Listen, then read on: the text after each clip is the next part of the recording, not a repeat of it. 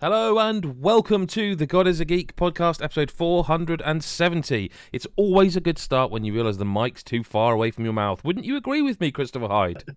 Yeah. Pro tip: make sure people can hear you when you're talking. I think is. Always...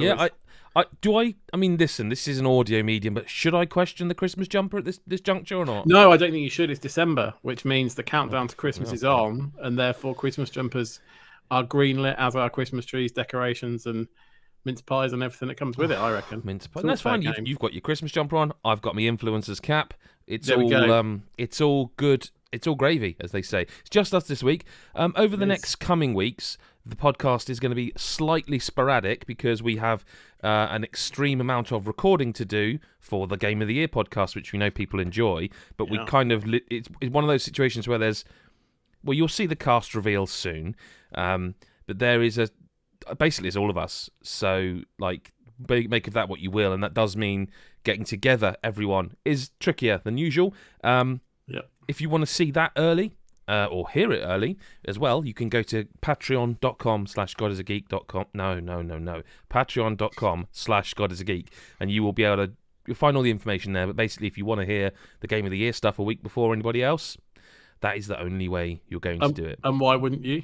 But don't spoil it. That's the thing. If you get insider knowledge, but don't spoil it. So really, this is that's why it's sort of just me and Chris here. We're the hardcore elite of the podcast. We're the only ones you need. Yeah.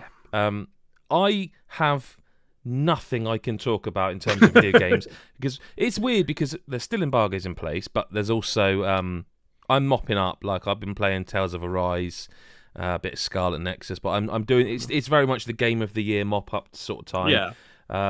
We can talk about like Big Brain Academy if we need to, but otherwise, Chris, what have you been up to, mate? Well, I want to start because I've finally started playing the Halo Infinite multiplayer. Actually, played a bit with you actually. Yeah. And as has been well documented, I hadn't played the Halo series before, and I believe the first episode of that not played series is out in the wild has been for about a week. So get on that. It's hilarious and only gets more funny with more episodes. So stay tuned for that. But yeah, so I know about the Halo multiplayer, but I'd never really kind of jumped in. Hadn't really had Xboxes till last generation. So so it was a bit new to me, but I was really intrigued as to how it was because everyone waxes lyrical about the times of yore when Halo multiplayers are excellent and it was the cream of the crop. And so interested to experience it, but also get a sense of, is it kind of back to its best? The vibe I get from it, because obviously I play Call of Duty a fair amount. I'm crap at it, but I play shooters, multiplayer I remain shooters. Convinced that unless you're a professional, everyone's crap at Call of Duty. Yeah, I've never heard anyone say I play Call of Duty. I'm all right. Everyone's like, I play it. I'm crap. As I get older, I think my reactions without because I play with controller, so it's like that's my excuse. It's the lightning reflexes, mouse and keyboard 20-year-olds that are clearly the people that are beating me, not because of anything else. But like I guess the point is I play shooters. I have a frame of reference and I like them. And the vibe I get from Halo very much, and we said a similar thing about Forza Horizon a couple of weeks ago, and it just in the multiplayer for me, it's just fun first and foremost. Call of Duty and other multiplayers, they're good, but they're very serious in what they do, obviously, because a lot of it's about war and everything else, much more serious undertones. But a lot of what they do is very serious and specific. Pseudo realism almost, if in some senses. Whereas Halo, I really get the sense that multiplayer is really going right. What makes a multiplayer shooter fun? Right, okay, and let's dial that up to 11 with various different modes, various different options, guns, accessories, and things like that. To kind of keep it fun, but also fresh and different. Like I find like the games I've played have been different each time. It's not like I'm just going through the motions and things. So of course it's not revolutionary in the sense that, you know, it's shooting and it's various different modes and things like that. But what I did find, there's a lot of guns in this game. Yeah, and when you play any other shooter that's just a shooter, that sounds awful. The guns, one way or another, it's going to be left trigger, you aim down sights, and right trigger, you pull it. What the right trigger does is you know, whether it's a shotgun. Whereas in Halo, there are guns if you've not played them. In fact, there are new guns in Infinite multiplayer where I'm like, oh, I could do with learning some of this, because there's like there's a rocket launcher that you don't really know is a rocket launcher, and it looks like it should do more damage. And when you press the left trigger, it does scope in, but it doesn't do anything. That's actually a homing button. So you shoot the rocket, then you hold the button down, and you're drawing where you want it to go. Yeah. And like that's not obvious at all, really, to people who don't know that already. You know, there's lots of weapons I think people are going to go, they're crap, but they're actually not at all crap. They're situational as well, and you need the knowledge of. You know, it's interesting because the tools come into play as well, like with the grapple hook and stuff, and that. Yeah, I mean, what do you know? The vibe I get from it. And this is my experience of it is, you know, like I said, put to one side the fact I said about Call of Duty and not being very good at it.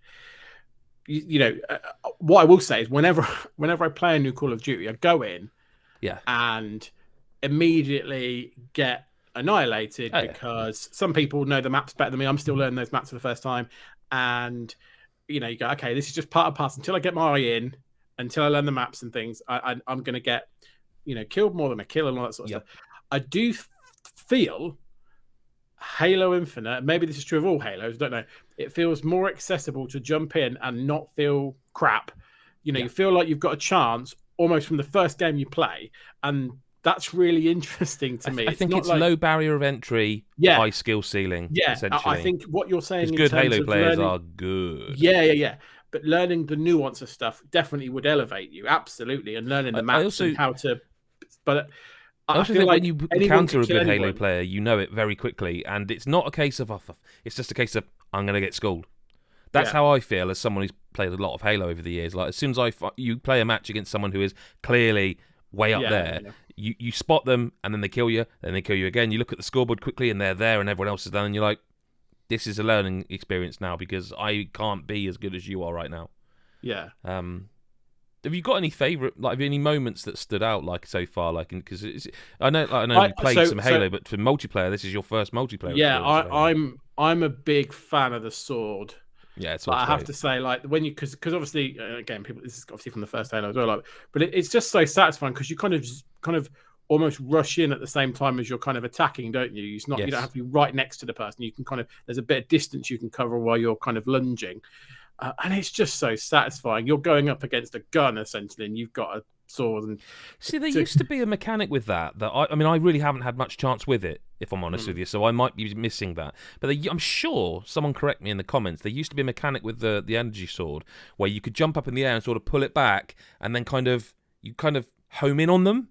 Well, like charge it up almost. It kind of like charges it in the air, and then you just like, rather than having to run at them and hit them, you could jump and sort of charge, and it would fire you like a homing sword attack. I'm sure that was in Halo at some point, but I can't remember which one. And the experience I've had with it so far online is that I haven't really had...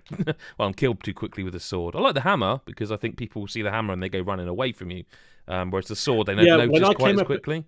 When I came up against the hammer, I wasn't expecting it to have any range. Like, I was expecting, and unless it just bugged out when I was playing, I don't think it did. It's a gravity hammer, so it's the floor. And it's... So I assumed it's not going to hit me because I can see how big it is. No, it's got major splashdown. Yeah, and I was just like, why am I dead? It didn't hit me. So, but that's what you mean. I guess that's what you're saying around like learning. You know, yeah, I mean, I see someone with a hammer, or I have the hammer, and I just see people run away and disengage, essentially. Or if I would disengage and go, like, someone else can kill them, I'm gonna. It's interesting because all the battle pass discussion, I know we've talked about it a bit, but I think there's a definite element of people won't care. Some people will care, some people won't, because they are having so much fun just playing the video game. Yeah, the only element of the battle pass that really bothers me a little bit is I'm very much pro playing the objective, and I think anything that draws you away from playing the objective, I think, is frustrating. But I think so. They must know. I think they must know that this is a complaint that has started and not got, because they have now addressed the XP system, because it's based on 6 games, which is again stuff other games do. And I think that's I haven't had a lot of chance to play it this week, but I'm not like convinced that's the solution. End of done. No. But I certainly think it's a very big step in the correct direction. And but I think, given the time frames that they've had, like it's not out yet. Still, you know, that in terms of what they've changed in response to the feedback in such a quick turnaround, I think it's probably the best you could hope for. You know, because now they had a week off. They had a holiday, and like they're entitled to do exactly that. The game's in beta. They're letting people test it. They are absolutely within their rights to have a week off after presumably a long development cycle. But yeah, they must be aware that the chat, because you're always gonna get people not playing the objective. You're always going to get people who are just like, I'm just want to get me kills. I want to get me kills. Don't care about anything else. I'm going to get kills. But they must be surely aware that this is actually, where they can never stop it entirely, they can certainly alleviate the pressure on people who are trying to play the objective by stop putting stuff in there that is designed to almost pull you away from the objective. And that's the thing. Exactly that. Because for me, yes, in any game like this, any shooter, you're always going to get the people. Like, I play a lot of domination on Call of Duty, and you always get the people that don't do any of that sort of stuff and just trying to get a good KDR. Always, like that's what they're trying to do, and that fine. I'll take my sense. I just wonder why that people seem so focused on kills in Infinite, because it's not really surfaced anywhere. Your records, like your service record, as much like as games like Call of Duty. No. I don't know. I guess it can. I always think that I guess in a team situation, if I'm killing more than I'm being killed, I'm being more useful than hindrance. But I guess, like, I'm not bothered about how high it goes, but I quite like it if it's positive. Like, you know, but you know, I feel like you will always get those people. But for me, it's about if you're designing something that actively encourages the people that would probably play the objective, but are now going, actually, no, I want to go after this. Yeah, if someone is trying to get a kill with weapon X and the objective is hold the ball, like there was because one it's the only way story, the only way they can get it. They haven't seen that weapon for a while, but like they also, I think it was Reddit. I saw a story where someone literally would not pick up the ball because there was some sort of weird objective that meant that if they picked it up, it would ruin. I don't know. I've not seen a challenge like that, but like it's I don't know. It just needs it's getting there, to be fair. I don't think we'll see much more dramatic changes before release now. No. I think this is probably it. I think Which they isn't knew. bad. I think they knew as well. Hence why the first season's so long. I think they knew it had big problems. Mm. The game itself doesn't. The gameplay doesn't at all. But the systems are. The systems feel very, very beta. The gameplay feels like AAA premium, and the menus and systems feel free to play. And like I saw a comment on Twitter today actually where what were they talking about? They were talking about something or other. It was about cheating, and the Halo devs were basically saying the community manager who must have, I mean, what a job. But like you know, he was sort of saying we knew cheating would be an issue because it is always an issue with free to play games. And someone replied, "This is why it shouldn't be fucking free to play then." And it's like, that's not the way to go about things. It's not uncalled for. Yeah. What I get what they mean. Like nobody asked for Halo to go free to play. That's a decision that's been made by someone internally, whether it be Xbox 343, I don't know. But like I'm not, and again that is totally uncalled for to speak to people that way. Not cool. Don't do it. But you wonder, like, because the menus, that stuff feels, you know, like I wouldn't know in Fortnite where to go and find out my total like life cycle of kill deaths. You know, it probably is there, but yeah, I just at the end of the day, like I think I've played a lot of Vanguard with my friends, and I think I looked once the other day just because my friends were talking about theirs. Like, and I was like, oh, I'll just have a look at what mine is. Just I'm not bothered. And I know some I'm people not, are. and you're not, but other people some people, are. yeah, and I'm not having to go at those people. Absolutely. You're never going to please anyone in this situation, though, I think. No. And the most important thing is that gameplay lands and it's fun to play. And there's massive ticks in that area. Yes, absolutely. So enjoying that.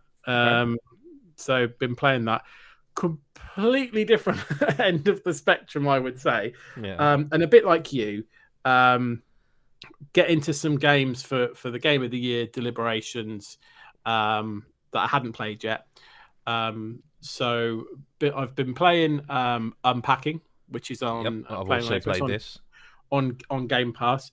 So yeah, for people that don't know, it's a game about unpacking. It's a game about unpacking. Essentially, all you do in the game is you're taking stuff out of boxes and placing them around different rooms in a house. Okay, and there's obviously different objects, so different shapes and sizes, and there's kind of correct places for certain things to go, correct rooms for places to go.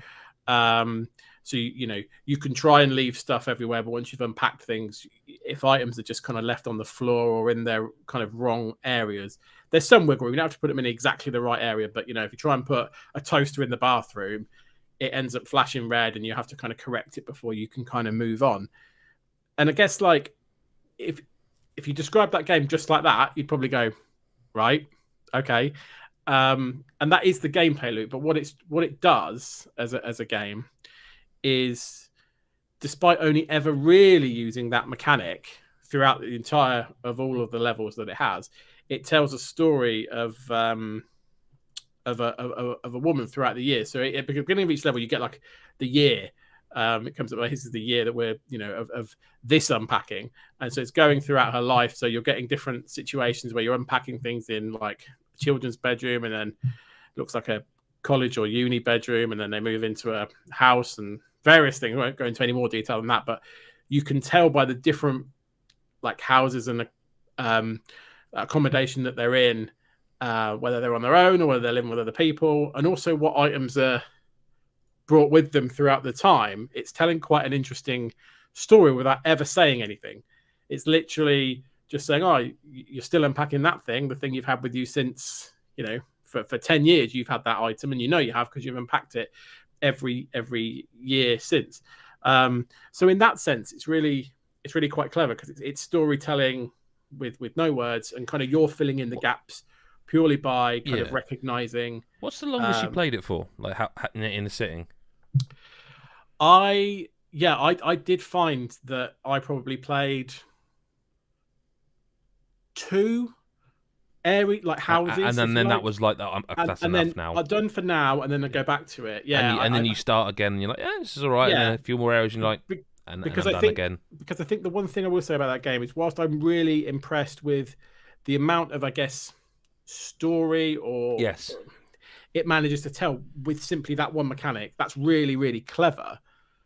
But I do think you're kind of hinting on it a little bit, is that the gameplay is very repetitive, and there's only so much joy you can get from putting books on a shelf. And it's deliberately repetitive in terms of some of the items as well. Yes. Like, so you very quickly stop discovering, like, every room's not got something new in it, and of course it wouldn't. That's not how real life works. No. I don't dislike it. I don't dislike it. I think I wouldn't have played it if it weren't for the fact people were raving about it. And I'm not against, like, they listen, horses for courses. It's all right. I think for me there are better examples of games telling stories through gameplay, a bit like games like Florence, although Florence is a bit different in the sense that you do different things in Florence to convey things. You're putting together puzzle pieces or whatever. Been a while since I played Florence, but you do different things to convey different like things in a relationship or how you're feeling and things like that. But you're still playing like little mini games or doing little things to convey a story and progress a narrative. which is what Unpacking does, except it's got that one thing that it does. And so that's really great that it manages to stick to its one thing. But I think games like Florence, you end up leaving games like Florence going, wow, I really like that. That's really good. That's really powerful. Whereas I feel like Unpacking, you go, yeah, no, I see what you're trying to do, and it's good, but is it? It's not for me. It's not in the same level as games like Florence. But as you fix things around the kind of like you go around.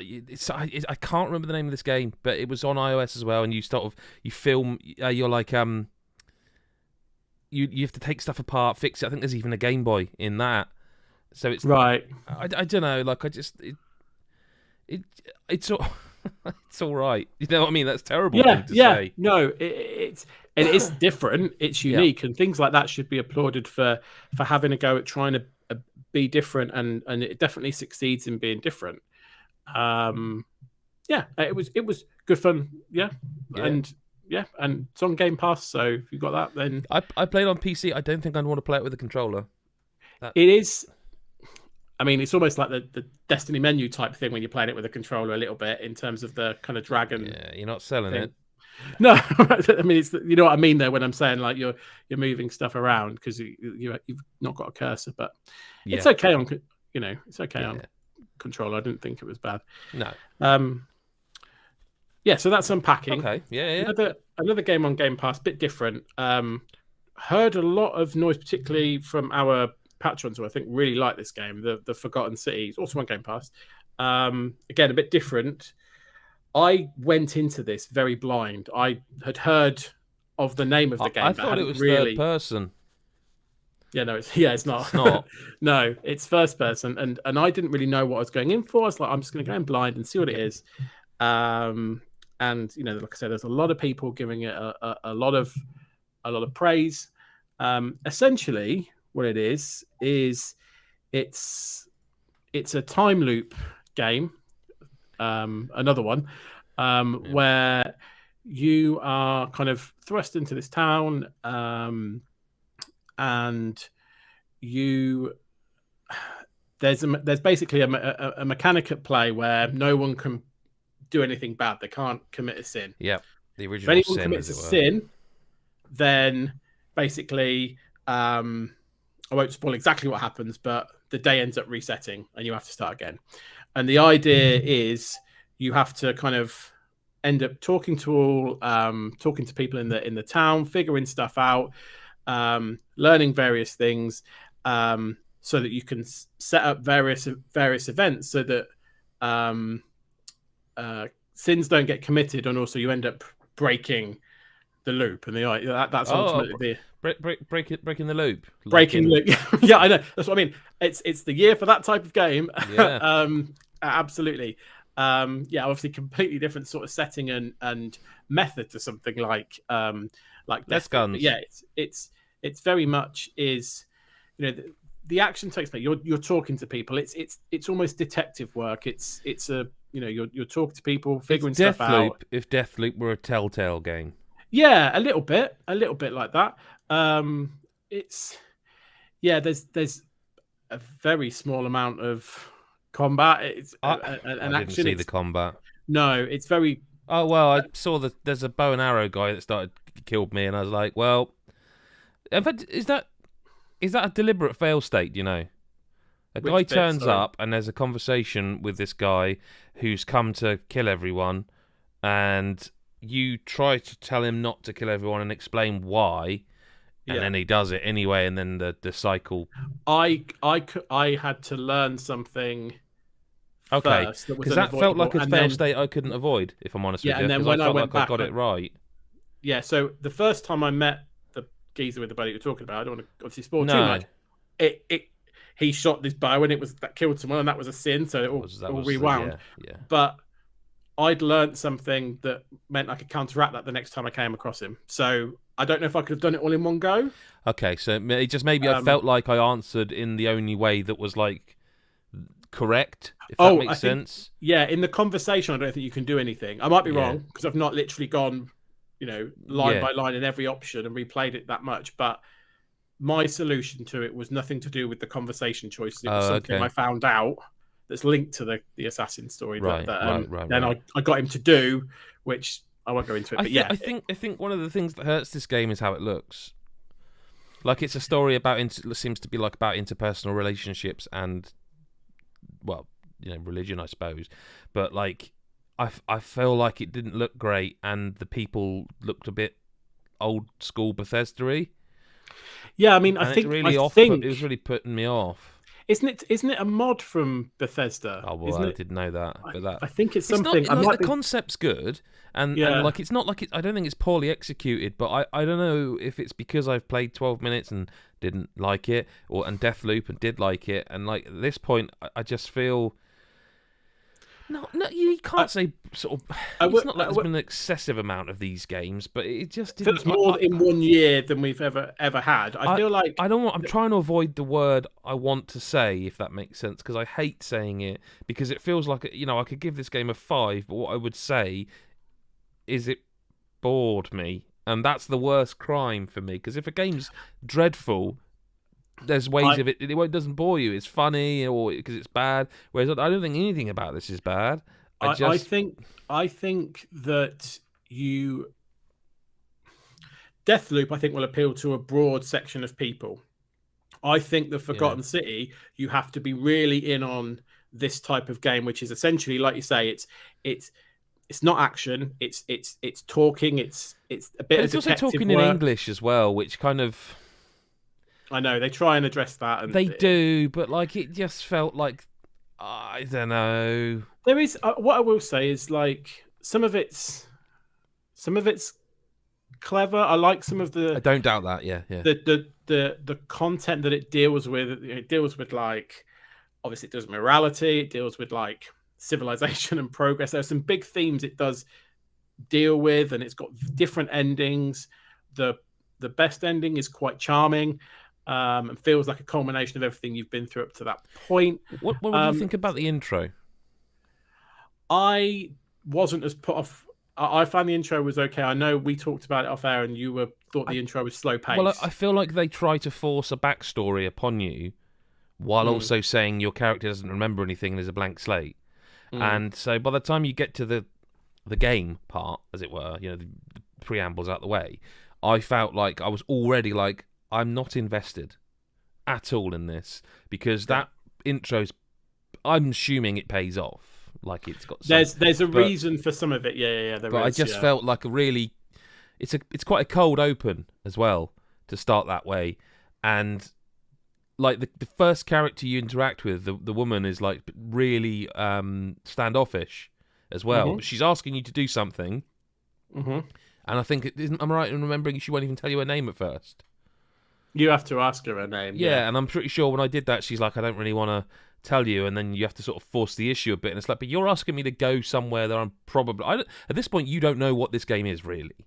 And I'm like, no. You're asking me to essentially go and be a Tomb Raider, and you won't even tell me your name. And it's like the first thing you've done after waking up, there's this person who does no idea what, he's lost his memory, is, could you go save someone for me? Like, you do it. What I will say is... that is explained, but okay. I take your point. What you're asking the player to do is just accept a hell of a lot. It felt super gamey. It felt like, here's why you have to go and play this game. It felt like it wasn't like I suspect there's clever stuff in this game, but that bit didn't feel particularly clever to me. It felt like here's a reason that you need to go in here and explore to understand and work out what's going on in this world, because it's just a bizarre thing in a game that's going for a realistic visual representation to say that. Yeah, without spoiling, it's withholding information deliberately from you that you'll recall later. But I take your point that by doing that to try and make you go later, that's why you introduced the game like that. You How long is it, by the way? People off. Roughly. 6 to 8 hours? There's no way I'm going back to that then. Like there was a slim chance if people were raving about it for Game of the Year, but there's no. I enjoyed it because this is the weird thing for me. I found myself. It's weird what you say about unpacking. Like I played two houses and I had to stop. Playing Forgotten City, when I was playing it once, played it till 1 a.m. But so what I will say with it is that it dangles quite a lot of short carrots. Yep. So like you'll go, I'll just figure out what that is. I'll just go and speak to that person and get that little clue solved, and I'll just go and do that thing, and I'll just get that. And before I know it, I've invested 2 hours because it's very good at that. I will say that it does draw you in like that, because I was like, how is it 1 a.m? Like what?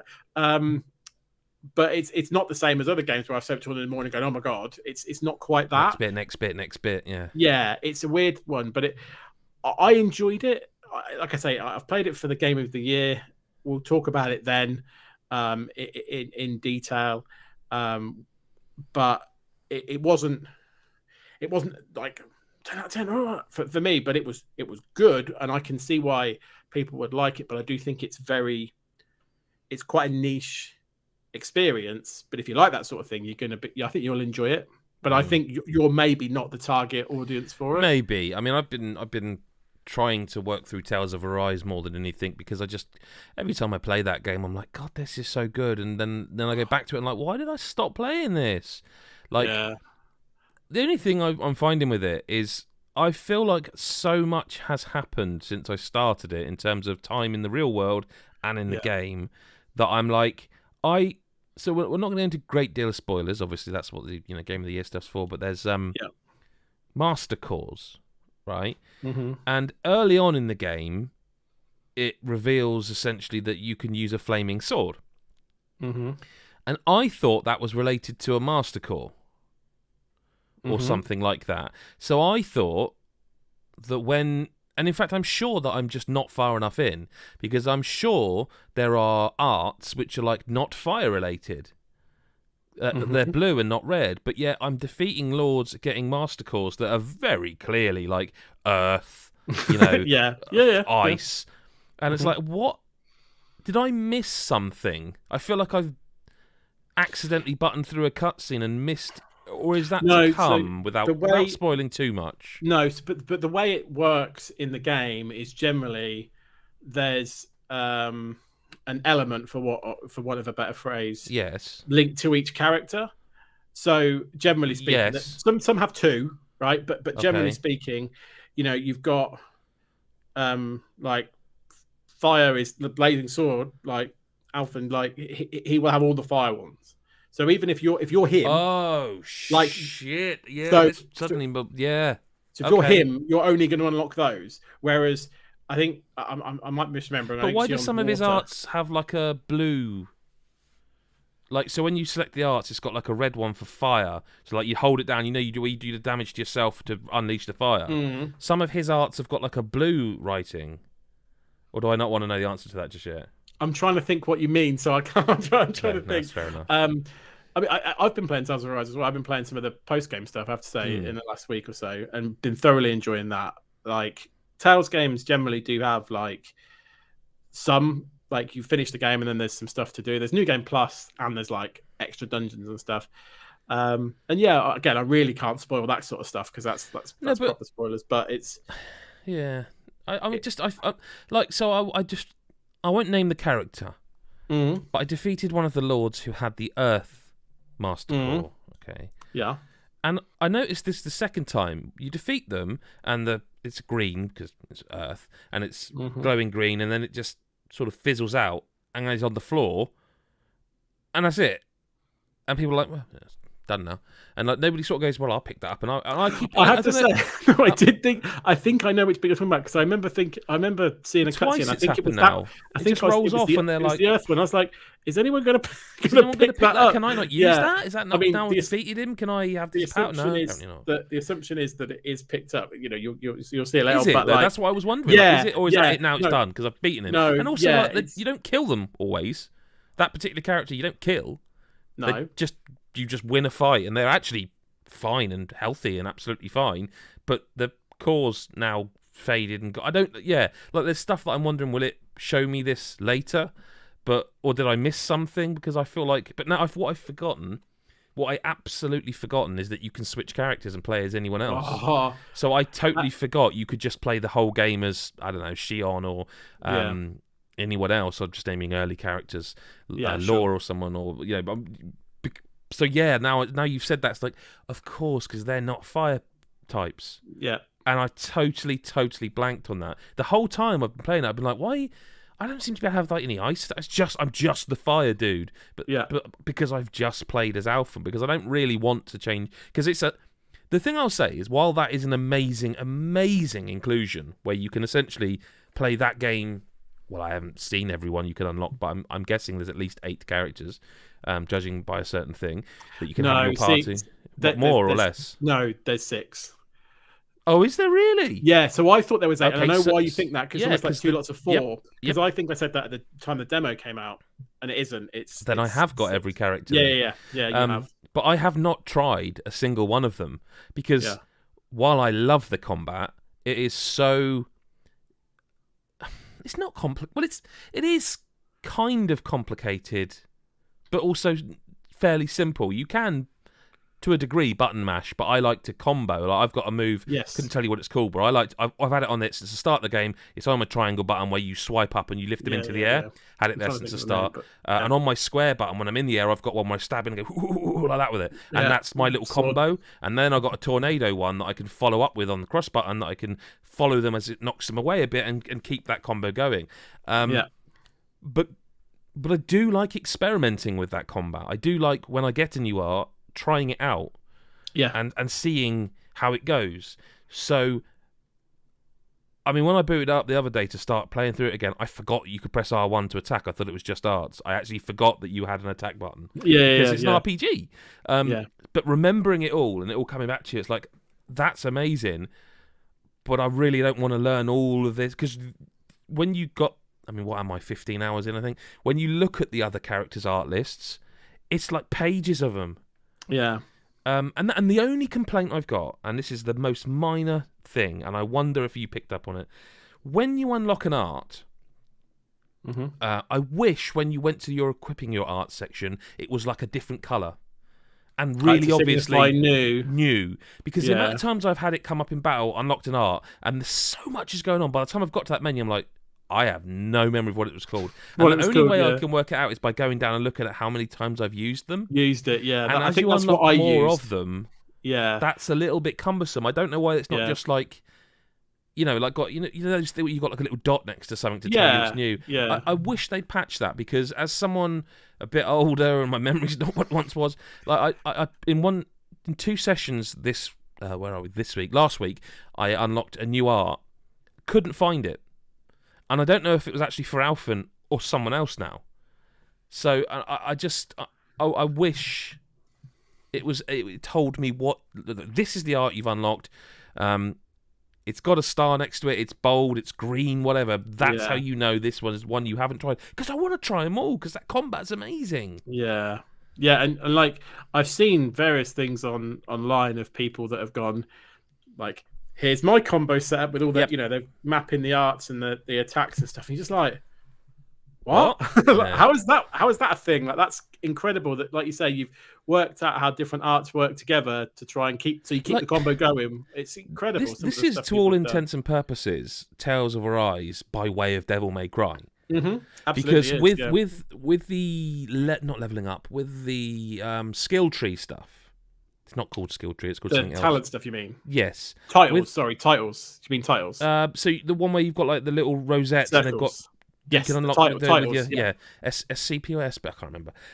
But with them, there are a lot of things I avoid, right?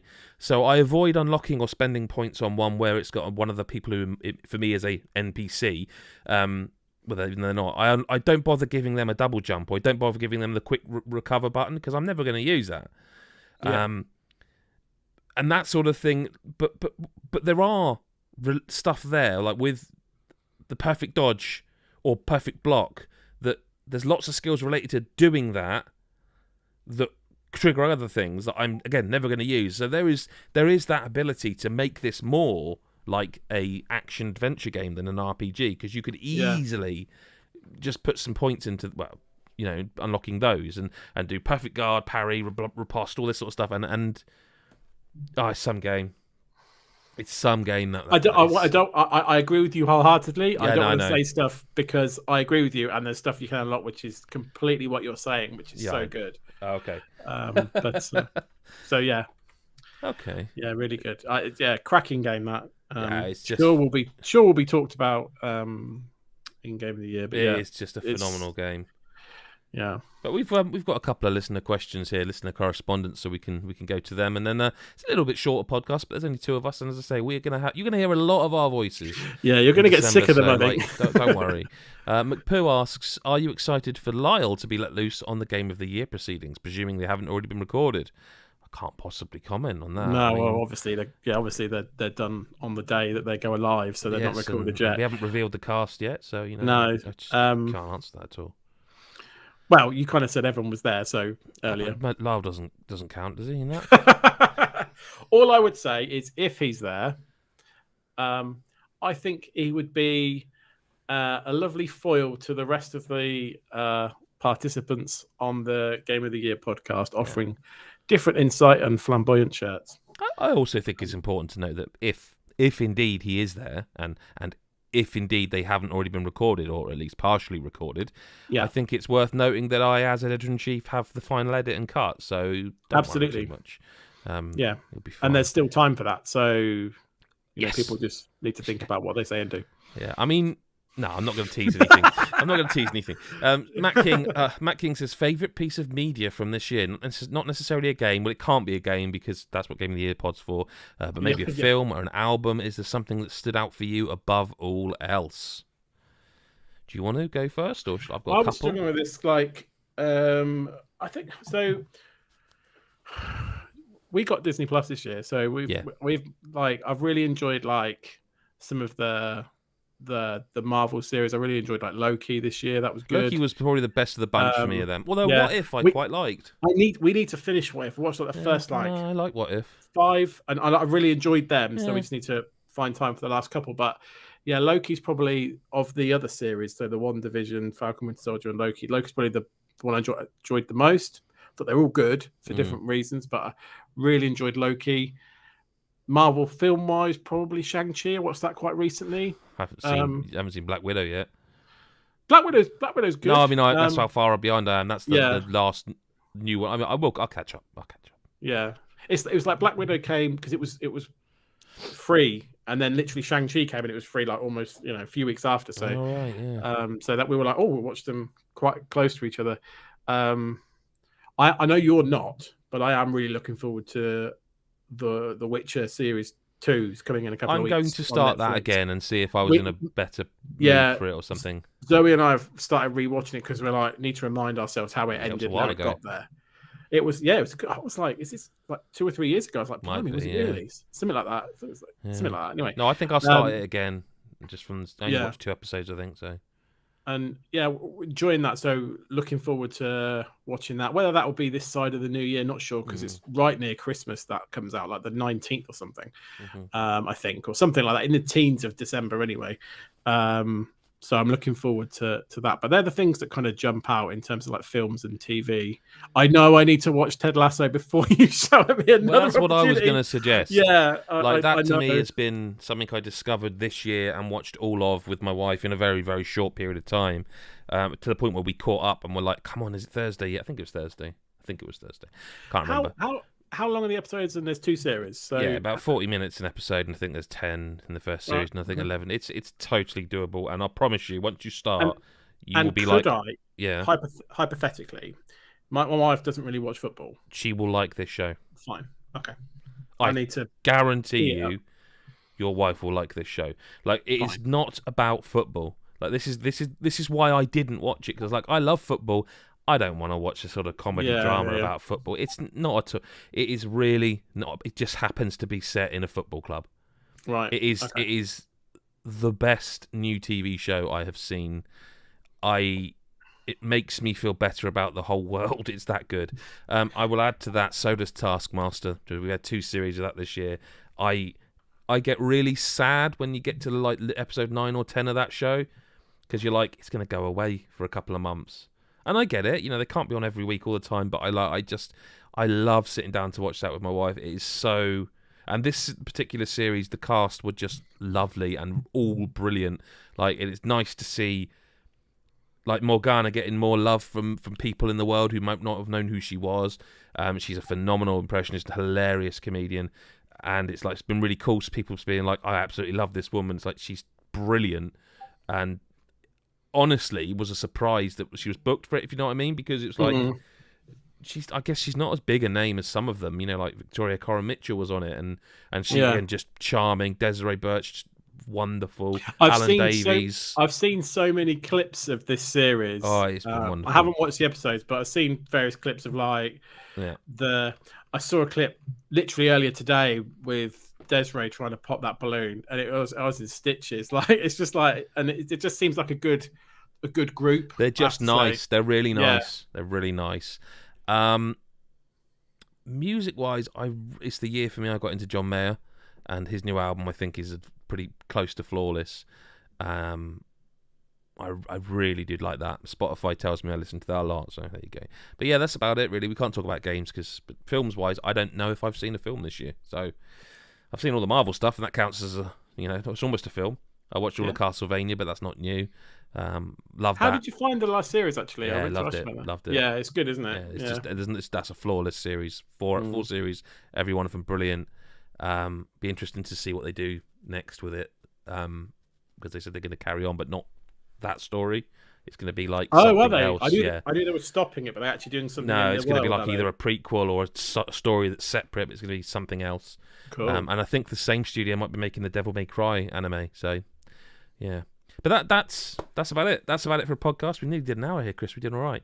Reminder that, I say, we'll be a bit spotty, bit sporadic, because next Thursday we are doing some recording that we can't broadcast live. So next Thursday there probably won't be a pod. I doubt we'll have time to do one on Friday or something alternatively. So if we're not here next week, you know why. But at the moment, it is that time of year where we're juggling a lot of balls, and there's a lot going on still that is embargoed. And you can probably guess what that is, but I can't say. Chris, thanks for being here. Thank you for having me, as always, mate. Indeed. And everybody else, we will speak to you, well, in some form or another. We'll be on our YouTube channel or online somehow. You'll be able to speak to us next week or whenever you choose to listen. Bye-bye for now.